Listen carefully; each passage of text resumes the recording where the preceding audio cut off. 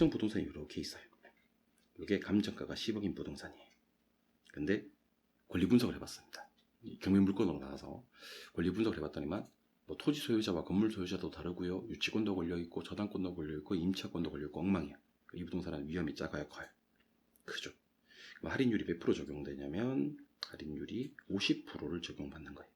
그래서 가치는 얼마 형성이 되냐면 5억이 형성되는 겁니다. 원래 몇 억짜리인데 10억짜리인데. 그래서 뭐가 크면 위험이 크면 높은 할인율이 적용되어서 가치는 떨어진다. 이렇게 공부하시면 돼요. 그래서 우리 공식처럼 기억하셔도 됩니다. 위험할수록 높은 할인율, 위험할수록 높은 할인율. 시험에서 위험이 큰데 낮은 할인율 이렇게 잘 나온단 말이야. 위험이 크면 낮은 할인율 아니라 위험이 크면 높은 할인율, 위험이 크면 높은 할인율. 이렇게 마치 영어 수거처럼 위험할수록 높은 할인율을 기억하시기 바랍니다. 다음, 위험을 처리하는 방법이 있고요. 위험을 관리하는 방법이 있습니다. 위험을 처리하는 방법은 이제 제목을 좀 잘 기억하셔야 하는데 위험한 투자를 제외시키는 위험의 회피가 있고요. 보수적으로 예측하는 방법이 있고요. 위험 조정 할인율을 적용하는 방법이 있습니다. 위험을 관리하는 방법에는요. 회피, 보유, 전가, 통제 이렇게 네 가지가 있고요. 그 위험을 처리하는 방법 3가지와 위험을 관리하는 방법 4가지를 볼 건데 위험한 투자를 제외시키는 것은 단순히 안전한 데만 투자하는 겁니다. 그러니까 무위험 자산, 국채나 정기금 등 안전한 자산만 투자하는 것인데 이거는 진정한 투자라고 볼 수가 없겠네요. 진정한 투자가 아니다. 보수적 예측은요. 우리 좀 네거티브, 부정적으로 예측하는 사람들입니다. 부정적 예측을 하는 사람들. 그래놓고도 좋아 보여야 주머니에서 돈 꺼내서 투자하는 사람들을 우리는 상당히 보수적으로 예측하시네요 하면 되는 사람들이에요. 이 사람들은요. 보수로 예측하다 보니까 수익을 낮게 예측하고요. 비용을 높게 예측합니다. 그래서 이 사람들은 돈 벌 기회, 그러니까 부의 극대화 가능성이 그만큼 줄어든다라고 보시면 되는 거예요. 수익을 어떻게 해요? 낮게. 비용을 어떻게 해요? 높게. 이걸 보수적 예측이라고 합니다. 위험 추정 할인율법은 아까 말씀드렸죠. 위험한 투자일수록 무슨 할인율? 높은 할인율. 위험할수록 높은 할인율. 마치 공식처럼 기억하시자 그랬죠.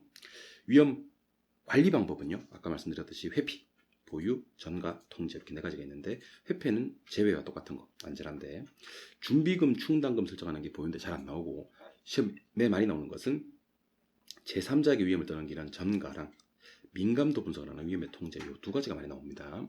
그 전가는 제3자에게 위험을 떠넘기는 건데 임대료를 상승시켜서 임차인에게 떠넘기는 방법, 보험계약을 체결해서 보험회사에게 떠넘기는 방법, 이자율 스왑 등을 체결해서 서로가 서로에게 위험을 떠넘기는 방법. 스왑이라는 것은 바꾼다는 뜻이에요. 이걸 전가, 3종 세트라고 부르고요. 민감도 분석은 이제 투자 결과치에 영향을 미치는 투입 요소를 변화시켰을 때 그 결과치가 어떠한 영향을 받는지를 분석을 해서 민감도가 크면 그 투자 대상은 더 위험한 투자 대상, 아니면 민감도가 큰 투입 요소는 좀 집중적으로 통제를 하자라는 측면에서 민감도 분석을 하게 됩니다. 말 나온 김에 민감도 분석과 흡수율 분석이라는 걸 같이 공부해 주시면 좋아요. 시험에서 비교해서 잘 나옵니다. 흡수율 분석은 지난 1년 동안 시장에 공급된 부동산이 얼마만큼 수요되고 흡수되는지를 따지는 분석이에요. 혹시 흡수율 분석이란 말 자체가 좀 이해가 안 되면 흡수율은 정확히 공실률과 반대말입니다. 예를 들면 어떤 지역에 아파트가 1000개 정도 공급이 됐어요. 근데 950채가 시장에서 흡수되었다. 그럼 흡수율은 95%. 그럼 흡수되지 않고 남아있는 5%를 공실률이라고 합니다.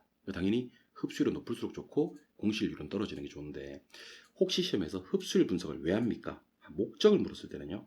반드시 뒤에 미래라는 단어가 넣어줘야 됩니다. 미래 예측.